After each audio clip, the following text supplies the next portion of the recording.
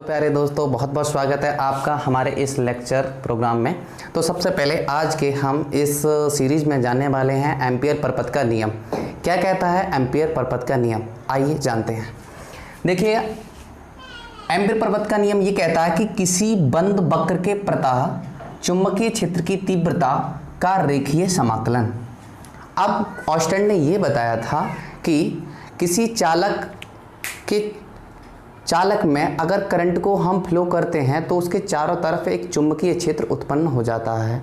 तो ये अपने स्टेटमेंट में ये बता रहे हैं कि किसी बंद वक्र के प्रतः चुंबकीय क्षेत्र की तीव्रता का रेखीय समाकलन।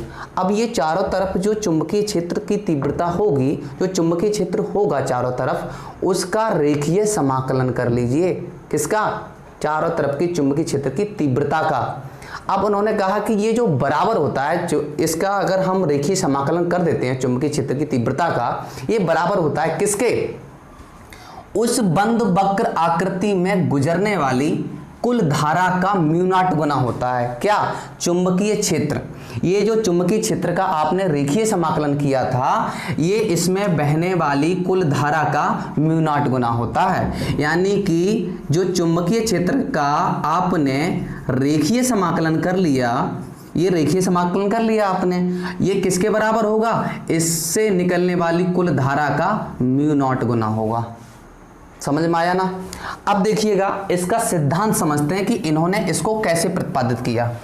अगर हम इसके वक्र के लिए लें और इसकी एक बिंदु इसका O मान लें और यहां से इसकी जो दूरी है वो R है और इस वक्र पृष्ठ R है, तो इस बंद वक्र के द्वारा किसी एक बिंदु A पर हम चुंबकीय क्षेत्र की तीव्रता को ज्ञात करते हैं। तो हम कहते हैं कि इसकी चुंबकीय क्षेत्र की जो तीव्रता है वो आपकी mu naught into I upon 2 pi R है।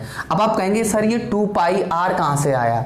देखिए, ये बंद वक्र पृष्ठ है, यानी कि वृत्ताकार पथ है और वृत्त की परिधि यानी वृत्त का परिमाप जो होता है वो 2 पाई आर होता है। तो इस प्रकार से इसे हम समीकरण फर्स्ट डाल देंगे। अब हम क्या करेंगे, इस वृत्ताकार पथ के लिए छोटे छोटे टुकड़ों में अलग अलग खंडित कर लेंगे, क्योंकि यहाँ पर इसमें जो चारों तरफ चुंबकीय क्षेत्र की जो तीव्रता होगी वो हर तरफ कैसी होगी? समान मात्रा में होगी।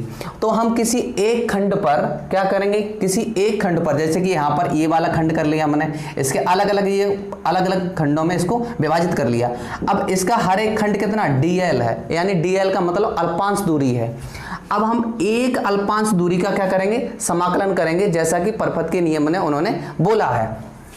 तो देखिएगा, हम क्या करेंगे कि B और इंटू DL का रेखीय समाकलन कर रहे हैं किसी बिंदु A पर।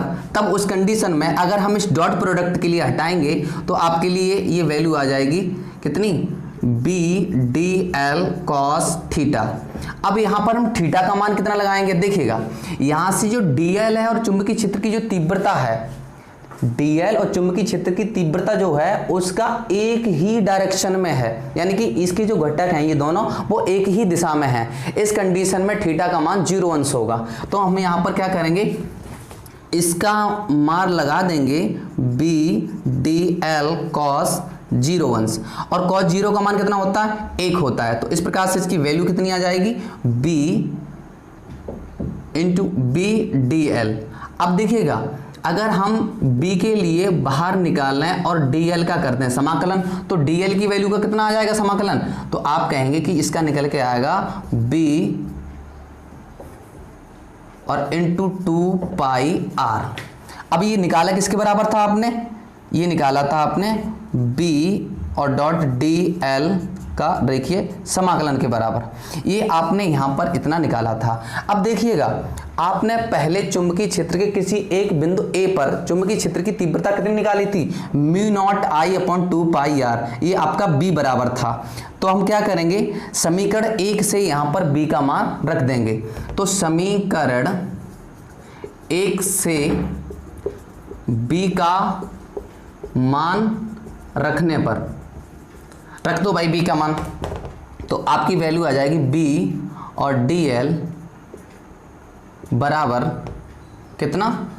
Mu naught I mu not I upon 2 pi R. और देखिएगा b का मान आपने कितना रखा है, mu not I upon 2 pi R, और मल्टीप्लाई में क्या है 2 pi R, 2 pi R. 2 pi R से 2 पाई आर आपका कैंसिल हो जाएगा। तो इस प्रकार से जो वैल्यू आएगी आपकी वो आएगी, यहाँ दिख रहा है आपके लिए, चलिए इधर लिख दे रहा हूँ उसके लिए, b डॉट डी एल बराबर म्यू नॉट आई। और यही था आपका एम्पियर परपथ का नियम। उम्मीद है कि आपके लिए समझ में आया होगा। तो मिलते हैं आपको अगली वीडियो में। अगर आपके लिए ये वीडियो वाकई में समझ में आ गई हो तो आप लाइक कर दीजिएगा। अगर आपको आगे भी कोई भी नोटिफिकेशन मिलना है तो आप इसको सब्सक्राइब भी कर लें। थैंक यू, मिलते हैं आपको अगली वीडियो में, तब तक के लिए बाय बाय।